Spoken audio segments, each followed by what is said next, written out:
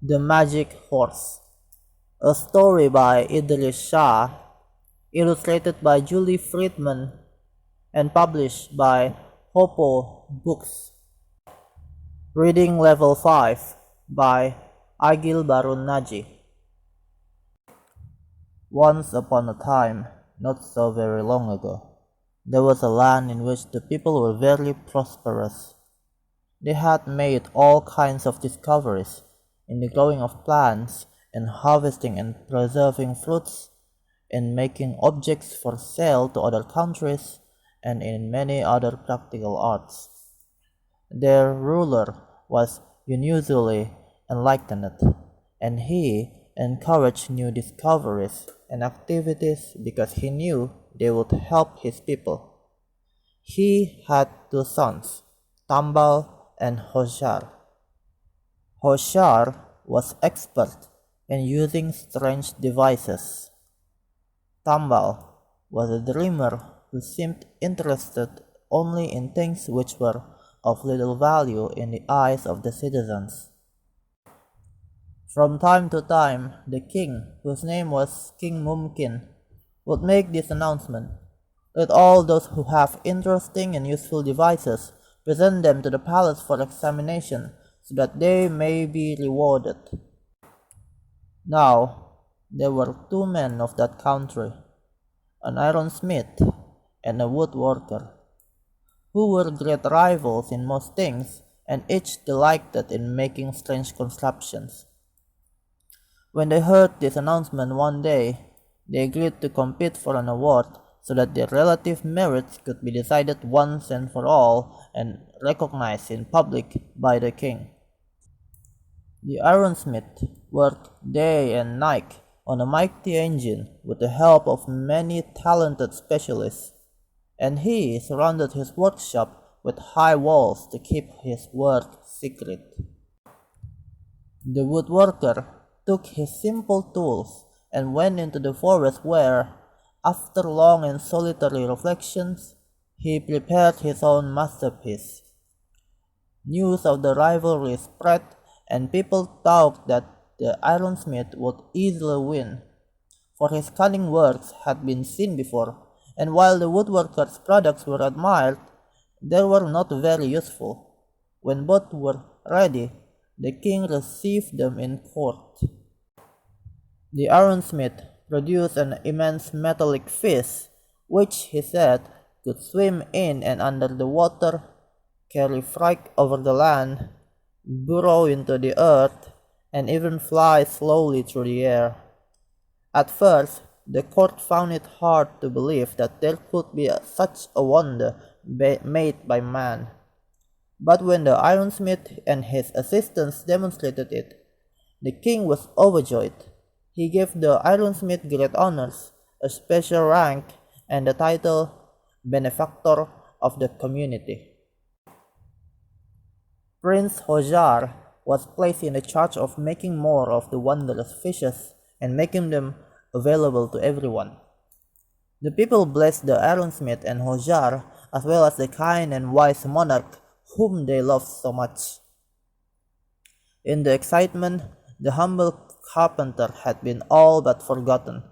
Then, one day, someone said, "But what about the contest? Where is the entry of the woodworker? We all know him to be a clever man. Perhaps he has produced something useful."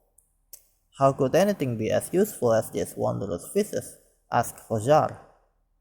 And many of the people agreed with him. But one day, the king was bored. He had grown tired of the fishes and reports of their wonders, which so regularly performed. He said, "Call the woodcarver, for I would like now to see what he has made." The simple woodcarver came into the throne room carrying a puzzle wrapped in coarse cloth. As the whole crowd craned forward to see what he had, he took off the covering to reveal a wooden horse. It was beautifully carved and decorated with colored paints. But the king snapped, "It's a mere plaything." "But father," said Prince Tambal, "let us ask the man what it is for." Very well, said the king. What is it for? Your Majesty, stammered the woodcarver. It is a magic horse. It does not look impressive, but it has its own inner senses. Unlike the fish, which has to be directed, this horse can interpret the desires of the rider and carry him wherever he needs to go. Such a silly thing to fit only for Tambal, murmured the chief minister at the king's elbow. It cannot compare to the wondrous fish. The woodcarver was preparing sadly to depart when Tambal said, Father, let me have the wooden horse. All right, said the king. Give it to him. Take the woodcarver away and tie him to a tree so that he will realize that our time is valuable. Let him think about how rich the wondrous fish has made us, and perhaps when he has had time to think about how to really work, we shall let him to go free to practice what he has learned. The woodcarver was taken away, and Prince Tambal left the court carrying the magic horse. Tambal took the horse to his rooms, and he discovered that it had several knobs, cleverly concealed in the carved designs. When these were turned in a certain manner, the horse and anyone mounted on it rose into the air and sped to whatever place was in the mind of the person who moved the knobs. In this way, day after day, Tambal flew to places he had never visited before, and he came to know a great many things. He took the horse with him everywhere. One day he met Hojar, who said to him, Carrying a wooden horse is just the thing for someone like you. As for me, I am working for the good of all, toward my heart's desire. Tambal thought, I wish I knew what the good of all is, and I wish I could know what my heart's desire is. When he was next in his room, he sat upon the horse, turned the knobs and thought, I would like to find my heart's desire. More swiftly than light, the horse rose into the air and carried the prince thousands ordinary days away to a far kingdom that was ruled by a magician king. The king, whose name was Kahana, had a beautiful daughter called Precious Pearl. In order to protect her, he had imprisoned her in a palace that wheeled in the sky, higher than any mortal could reach.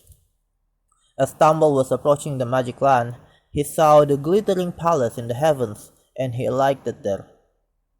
The princess and the young horseman met and fell in love. My father would never allow us to marry, she said, for he had commanded that I must marry the son of another magician king who lives across the cold desert to the east of our homeland. He wants to unify the two kingdoms by this marriage, and no one dares to disobey him.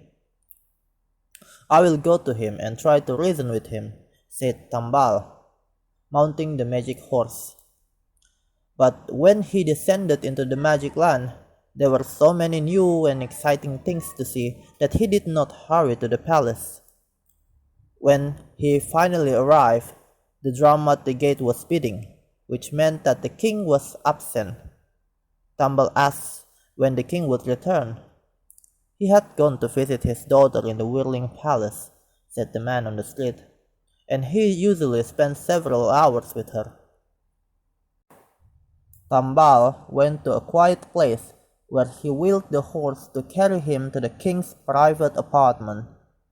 I will approach him in his own home, he thought to himself, for if I go to Whirling Palace without his permission, he may be angry. When he got to the king's apartment, he hid behind some curtains and lay down to sleep. Meanwhile, unable to keep her secret, Princess Precious Pearl has confessed to her father that a man on a flying horse had visited her and wanted to marry her. King Kahana was furious. He placed sentries around the whirling palace and returned to his own apartment to think things over. As soon as he entered his bedchamber, one of his tongueless magic servants guarding it pointed to the wooden horse lying in the corner. Aha! Claimed the magician king. Now I have him. Let us look at this horse and see what manner of things it may be.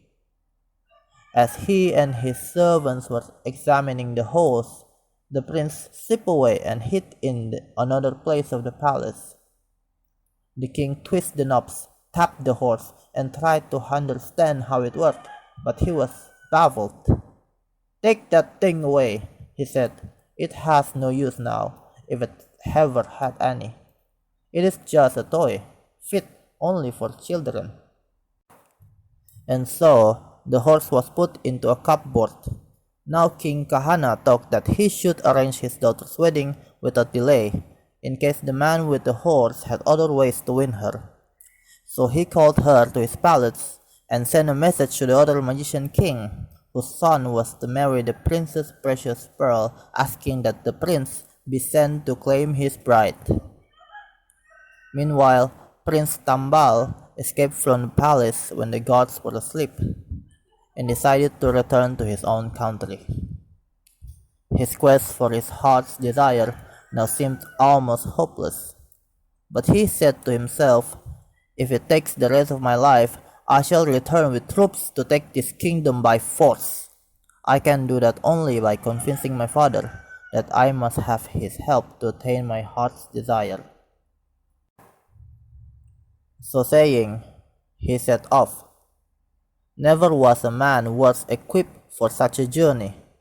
An alien, traveling on foot without any kind of provisions, facing pitiless heat, freezing nights and sandstorms, he soon became hopelessly lost in the desert.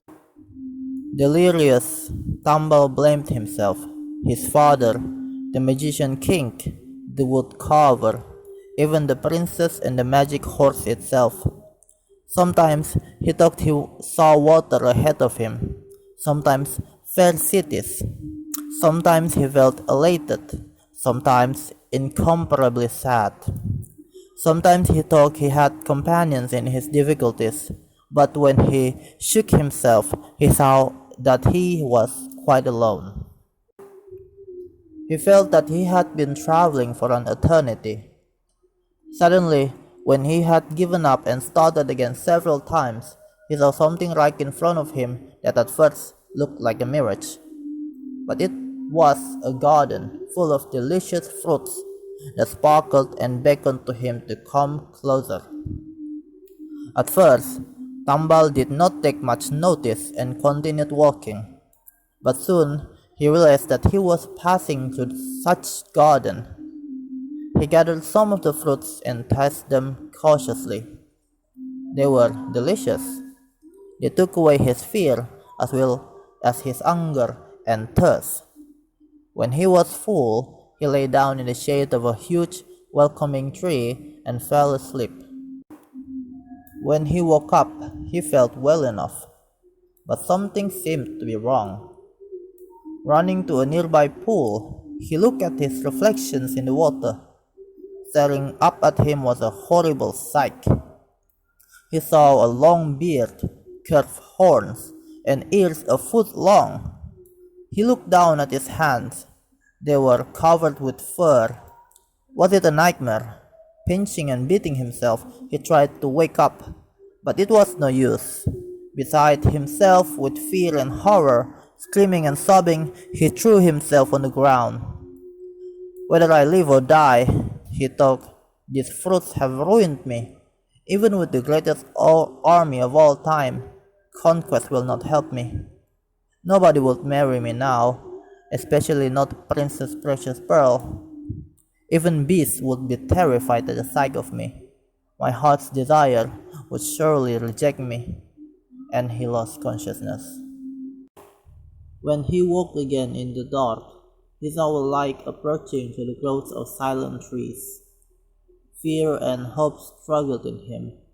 As the light came closer, he saw that it was a lamp enclosed in a brilliant star-like shape. The lamp was carried by a bearded man who walked in a pool of brightness that it cast around. "My son," said the man to Tambal, "you have been affected by the influences of this place. If I not came along, you would have remained just another beast of this enchanted grove, for there are many more like you, but I can help you." Tumble wondered whether this man was a fiend in disguise, perhaps the very owner of the evil trees. But as his senses returned, he realized that he had nothing to lose. "Help me, father," he said. "If you really want your heart's desire," said the wise man, "you have only to fix this desire firmly in your mind, not thinking of the fresh, delicious fruit.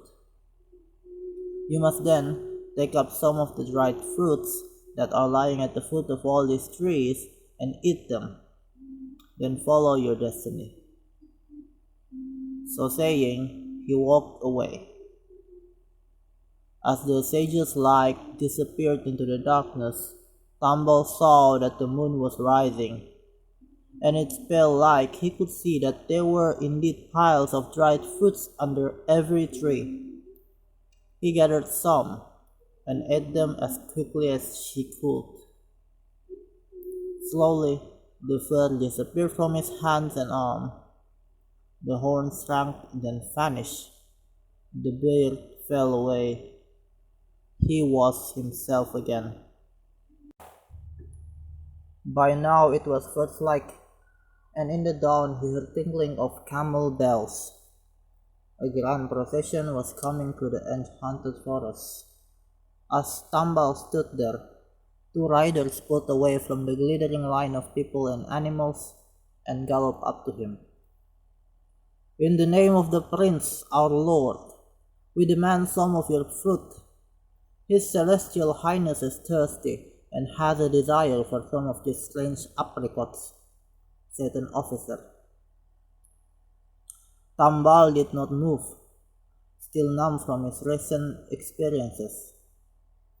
Now the prince himself came down from his carriage and said, "I am Jadu Garzada, son of Magician King of the East.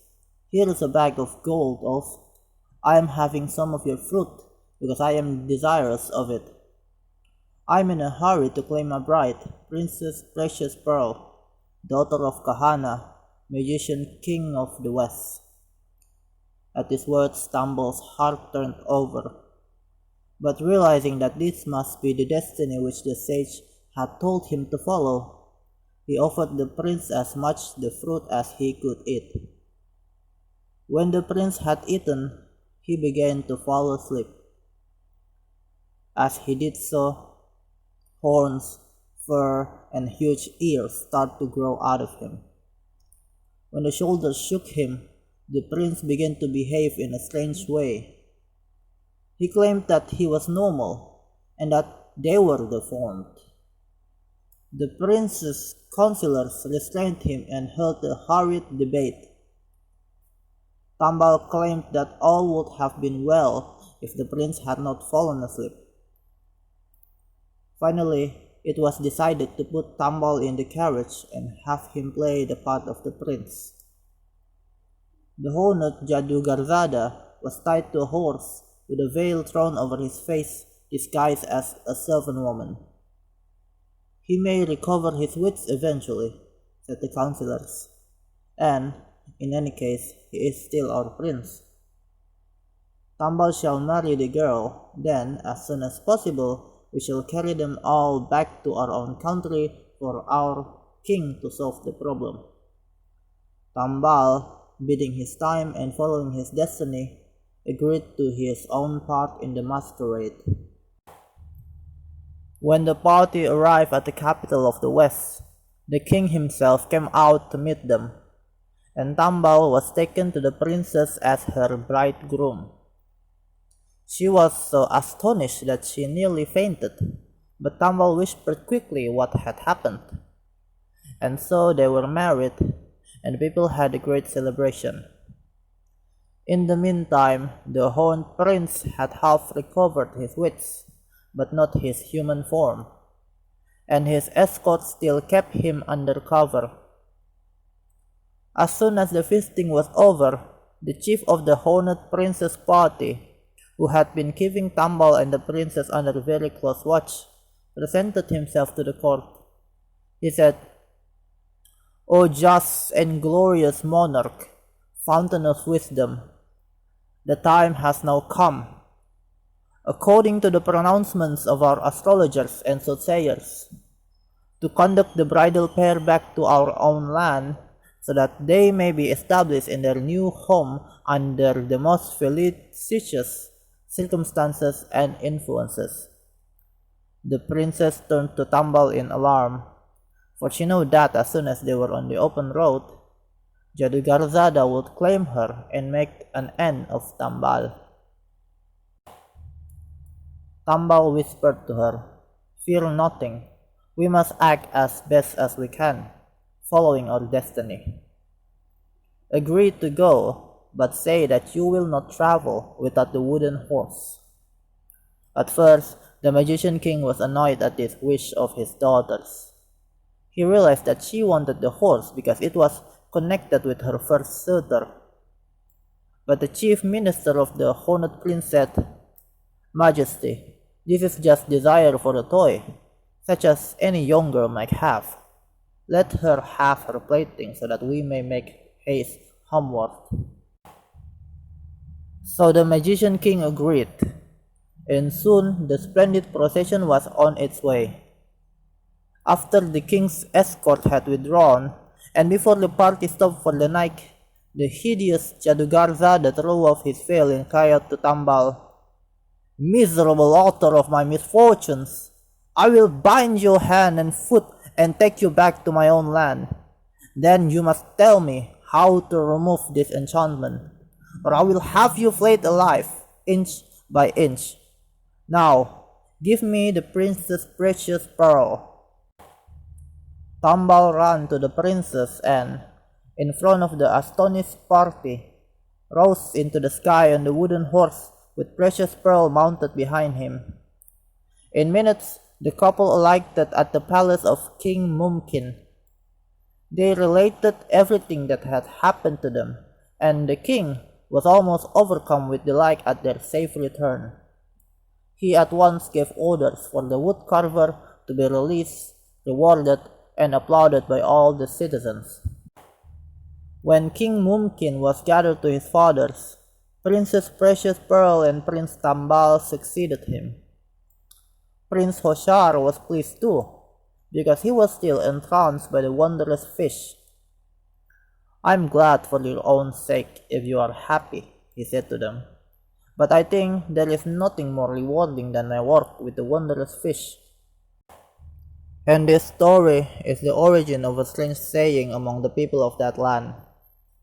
Although they have forgotten its beginnings, the saying is, "Those who want fish can achieve much through fish, and those who do not know their heart's desire may first have to hear the story of the wooden horse."